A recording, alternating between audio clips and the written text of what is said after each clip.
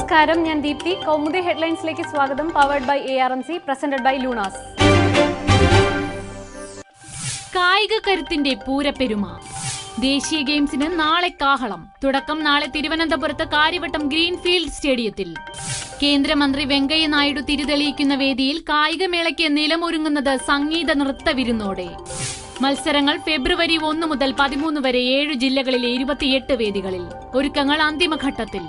ദേശീയ ഗെയിംസിന് കേരളം ആതിഥ്യം വഹിക്കുന്നത് 28 വർഷങ്ങൾക്കു ശേഷം. പോരാട്ടത്തിന് 744 അംഗ ടീം. പ്രീജ ശ്രീധരൻ ക്യാപ്റ്റൻ. പറന്നുയരാൻ കൊതിച്ച് കണ്ണൂർ. കണ്ണൂർ വിമാനത്താവളം യാഥാർത്ഥ്യത്തിലേക്ക്. പരീക്ഷണ പറക്കൽ ഡിസംബർ 31-ന്. യാത്രാ വിമാനങ്ങൾ പറന്നുയരുന്നത് അടുത്ത വർഷം മെയ്യിൽ. പൂർത്തിയാകുമ്പോൾ കേരളത്തിലെ ഏറ്റവും വലിയ വിമാനത്താവളം.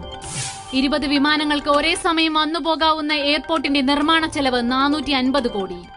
സൗകര്യങ്ങളുടെ ജംബോ താവളത്തിൽ 480 പരിശോധനാ കൗണ്ടറുകൾ, 32 എമിഗ്രേഷൻ കൗണ്ടറുകൾ, 16 എസ്കലേറ്ററുകൾ എന്നിവയും.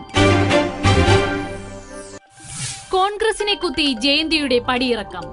മുൻ കേന്ദ്രമന്ത്രി ജയന്തി നടരാജൻ കോൺഗ്രസിൽ നിന്ന് രാജിവെച്ചു. നേതൃത്വത്തിനെതിരെ രൂക്ഷ വിമർശനം. താൻ മന്ത്രിയായിരിക്കെ പരിസ്ഥിതി അനുമതികൾക്കായി രാഹുൽ അവിഹിത ഇടപെടൽ നടത്തിയെന്ന് ആരോപണം. സോണിയയ്ക്കെതിരെയും ആക്ഷേപം. സമ്മർദ്ദങ്ങൾക്ക് വഴങ്ങാതിരുന്നപ്പോൾ മന്ത്രിസ്ഥാനം തെറുപ്പിച്ചു. നീക്കിയത് പാർട്ടി വിരുദ്ധ പ്രവർത്തനം ആരോപിച്ച്. നരേന്ദ്രമോദിയെ വ്യക്തിപരമായി ആക്ഷേപിക്കാൻ കോൺഗ്രസ് നേതൃത്വം നിർബന്ധിച്ചു. രാഹുലിനെതിരെ ജയന്തി കഴിഞ്ഞ നവംബറിൽ സോണിയയ്ക്ക് അയച്ച കത്ത് പുറത്ത്. BJPയിൽ ചേരാനുള്ള നാടകമെന്ന് കോൺഗ്രസ്.